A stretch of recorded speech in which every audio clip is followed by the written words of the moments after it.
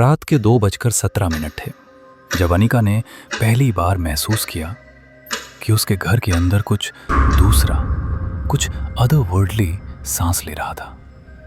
घर बिल्कुल शांत था, इतना शांत कि सीलिंग फैन के घूमने की भी आवाज ज्यादा लाउड लग रही थी। पुराना फैन था, 3 पंख, थोड़ा सा झुका हुआ, जैसे थक गया हो सालों से घूमते घूमते। अनिका बेड पर सीधी लेटी थी, आंखें खुली हुई, फोन हाथ में। स्क्रीन पर टाइम ब्लिंक कर रहा था। 2:17 सुबह वो इंस्टाग्राम स्क्रॉल कर रही थी, पर असल में उसका दिमाग कहीं और ही अटका हुआ था। आज फिर वही सपना आया था, वही कॉरिडोर, वही पीछे से आती हुई आवाज और वही सेंटेंस, मुड़ के मत देखना। सपने में भी उसे कभी नहीं पता चला था कि आवाज किसकी थी। बस इतना पता था कि अगर वो मुड़ गई तो कुछ ऐसा हो जाएगा जो कभी अंडू नहीं किया जाएगा। अनिका ने फोन लॉक किया और साइड टेबल पर रख दिया। आंखें बंद करने की कोशिश की, तभी अचानक उसे एक और आवाज सुनाई दी, खुर्र, खुर्र, जैसे किसी ने धीरे से पैर घसीटा हो। अनिका की सांस उसके अंदर ही रुक गई। यह आवाज सपने से नहीं थी, ये रियल थी, और ये उसके कमरे के बाहर से आ रही थी। अनिका एक रेंटेड फ्लैट में रहती थी, कोलकाता के आउटस्कर्ट्स में, एक ऐसे एरिया में जहां बिल्डिंग्स तो नहीं थीं मगर लोग कम। 4th floor. लिफ्ट कभी काम करती तो कभी नहीं करती थी। स्टेयरकेस में दिन में भी एक अजीब सी ठंडक रहती थी। वो यहाँ 3 महीने पहले शिफ्ट हुई थी, जब उसे कंटेंट राइटिंग का रिमोट जॉब मिला था। अकेले रहना उसे पसंद था, कम से कम इससे पहले तो पसंद था। उसके घर का लेआउट सिंपल था, एक बेडरूम, एक छोटा सा हॉल, किचन, बाथरूम और एक लंबे कॉरिडोर जैसा पैसेज जो बेडरूम को हॉल से कनेक्ट करता था। उस पैसेज को देखकर ही उसे पहली बार अजीब लगा था, क्योंकि लाइट्स ऑन होने के बाद भी वो कभी पूरी तरह रोशन नहीं होता था, जैसे रोशनी वहां पहुंचते पहुंचते थक जाती हो। आवाज फिर से आने लगी, इस बार थोड़ी पास। अनिका ने आंखें खोली। बेड से उठने की हिम्मत नहीं हुई, बस साइड से देखा, बेडरूम का दरवाजा आधा खुला हुआ था और दरवाजे के उस पार अंधेरा था। फ्लैट में लाइट्स ऑफ थीं, सिर्फ स्ट्रीट लाइट की पीली रोशनी बालकनी के कर्टन से अंदर आ रही थी। कॉरिडोर में वो रोशनी भी नहीं पहुंच रही थी। अनिका का दिमाग लॉजिकल बनने की कोशिश कर रहा था। चूहा होगा, या ऊपर वाले फ्लैट का कोई वाइब्रेशन, या इमेजिनेशन। पर आवाज फिर आई, इस बार क्लियर थी, जैसे किसी ने पैर को फ्लोर से उठाए बिना चलने की कोशिश की हो। और फिर अचानक से ही वो आवाज रुक गई, जैसे जो भी था अब बिल्कुल उसके बेडरूम के दरवाजे के बाहर ही खड़ा हो। अनिका ने कंबल को और जोर से पकड़ लिया, उसका गला सूख रहा था। हेलो। कोई जवाब नहीं, पर एक और चीज हुई, हल्की सी सांस लेने की आवाज, बिल्कुल वैसे जैसे कोई नाक से ज्यादा मुंह से सांस लेता हो, गीली सी, खोखली सी। अनिका ने आंखें बंद कर ली और तभी उसके दिमाग में फिर वही सेंटेंस गूंज गया, पीछे से कोई नहीं आता। यह सेंटेंस उसे पहली बार पिछले हफ्ते याद आया था, अचानक, बिना किसी वजह के, जैसे किसी ने उसके दिमाग में डाल दिया हो। अगली सुबह अनिका ने डिसाइड किया वो ये सब इग्नोर करेगी। वो प्रैक्टिकल इंसान थी, हॉरर मूवीज पसंद थी, पर रियल लाइफ में गोस्ट पे विश्वास नहीं करती थी। उसने सोचा, स्लीप पैरालिसिस, स्ट्रेस, नया घर। सुबह के 9 बजे जब वो उठकर कॉरिडोर में गई, सब नॉर्मल था। वहीं वाइट वॉल्स, वहीं फ्लोर टाइल्स, वहीं बल्ब जो थोड़ा सा फ्लिकर करता था। पर जब वो किचन जाने लगी, उसकी नजर फ्लोर पर गई। पैरों के निशान, बेयरफुट फुटप्रिंट्स, गीले नहीं थे पर धूल में बने हुए थे। और सबसे अजीब बात, वो उसके बेडरूम के दरवाजे के बिल्कुल सामने खत्म हो रहे थे, जैसे जो भी आया था अंदर आने से पहले रुक गया हो। अनिका का दिमाग सुन्न हो गया। उसने अपने खुद के पैर देखे। उसने रात को कॉरिडोर में स्टेप नहीं रखा था और ये फुटप्रिंट्स उसके अपने पैरों जैसे नहीं थे। उस पैर की निशानी पे उंगलियां ज्यादा लंबी थीं और अंगूठा थोड़ा सा पीछे की तरफ मुड़ा हुआ। उसने जल्दी से झाड़ू उठाई और निशान मिटा दिए। दिल जोर जोर से धड़क रहा था। उसने खुद से कहा, ओवर थिंकिंग बंद कर यार। पर जब वो बाथरूम में आई और मिरर देखा, उसकी गर्दन पर एक हल्की सी नीली लकीर थी, जैसे किसी ने रात को उंगलियों से उसे पकड़ने की कोशिश की हो। उस रात अनिका ने सारी लाइट्स ऑन रखी, बेडरूम, हॉल, कॉरिडोर, सब। पर जैसे ही रात के 1:43 सब लाइट्स एक साथ बंद हो गईं। सिर्फ इमरजेंसी बल्ब चल रहा था कॉरिडोर के एंड पर, और वो बल्ब झूल रहा था, मूव कर रहा था थोड़ा सा, धीरे धीरे, जैसे किसी ने उसे अभी छू कर छोड़ा हो।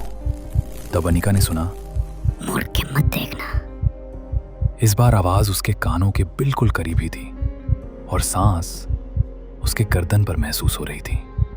अनिका ने मुड़कर नहीं देखा। उसका पूरा शरीर एक अजनबी सी सख्ती में जम गया था, जैसे मसल्स ने काम करना छोड़ दिया हो। गर्दन के पास जो सांस महसूस हो रही थी वो धीरे धीरे तेज हो रही थी, बिल्कुल कान के पास। उसका दिमाग चीख रहा था, भाग जा, चिल्लाना शुरू कर, कुछ तो कर। पर उसका जिस्म सुन रहा था किसी और को। आवाज ने कहा, इस बार बिल्कुल साफ। आवाज मर्द की नहीं थी, औरत की भी नहीं, कुछ ऐसा जो इंसान बनने की कोशिश कर रहा हो पर पूरी तरह बन न पाया हो। अच्छी बात है तुमने याद रखा। अनिका की आंखों से आंसू बह निकले। वो धीरे धीरे बेड के एज पर आ गई। उसने आंखें बंद रखी हुई थी, जैसे देख लेने से कुछ इर्रिवर्सिबल हो जाएगा। तुम कौन हो?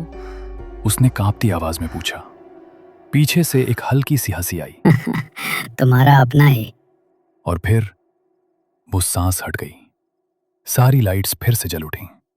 बेडरूम, हॉल, कॉरिडोर, सब नॉर्मल, जैसे कुछ हुआ ही ना हो। अगली सुबह अनिका ने छुट्टी ली। लैपटॉप बंद रहा, कर्टेन्स बंद रहे। वो बस बेड पर बैठी रही, अपने ही घर में मेहमान जैसी, एक पुतले जैसी। उसके फोन में वाइब्रेशन हुआ। माँ कॉलिंग। अनिका ने कॉल उठा ली। तू ठीक है? माँ ने बिना हेलो बोले पूछा। अनिका का गला भर आया। हाँ, क्यों? कल रात को क्या तूने कोई सपना देखा? माँ ने पूछा। अनिका के हाथ पैर ठंडे पड़ गए। आपको कैसे पता? तू बचपन में भी देखा करती थी। कौन सा सपना? वही लंबा रास्ता, पीछे से आवाज, और तुझे मना किया जाता है, मुड़ के मत देखना। अनिका के कान में फिर से वो आवाज गूंज गई, मुड़ के मत देखना। माँ, ये सब क्या है? क्या हो रहा है? तू अभी जिस घर में रहती है वहां पहले कौन रहता था? ब्रोकर ने कुछ नहीं बताया था, बस इतना कि फ्लैट काफी टाइम से खाली था। मुझे नहीं पता। पता कर, माँ ने कहा। और रात को कॉरिडोर में कभी अकेले खड़ी मत रहना। कॉल अचानक से कट हो गया। अनिका ने फोन चेक किया, नेटवर्क इशू था। उस शाम को ही अनिका ने डिसाइड किया वो नीचे जाकर वॉचमैन से बात करेगी। बिल्डिंग के ग्राउंड फ्लोर पर सिर्फ एक ही वॉचमैन था, रमेश जी। उम्र लगभग 50 के आसपास। आंखों के नीचे गहरी स्याही, जैसे सोने का नाम ही भूल गया हो। भैया, इस फ्लैट में मेरे से पहले कौन रहता था? रमेश ने उसे देखा ज्यादा देर तक, फिर कहा, आप 4th फ्लोर वाली मैडम हो ना? अनिका ने हाँ में सर हिलाया। वहां ज्यादा लोग टिकते नहीं। 3 लोग रह चुके हैं पिछले 2 सालों में। क्यों? रमेश ने नजर नीचे झुका ली। सब बोलते हैं रात को कोई उनके पीछे चलने लगता है। अनिका का खून जैसे जम सा गया। कोई दिखता नहीं, बस महसूस होता है। और जब वो मुड़ते हैं क्या होता है? फिर वो खुद जैसे आधे रह जाते हैं। आधे?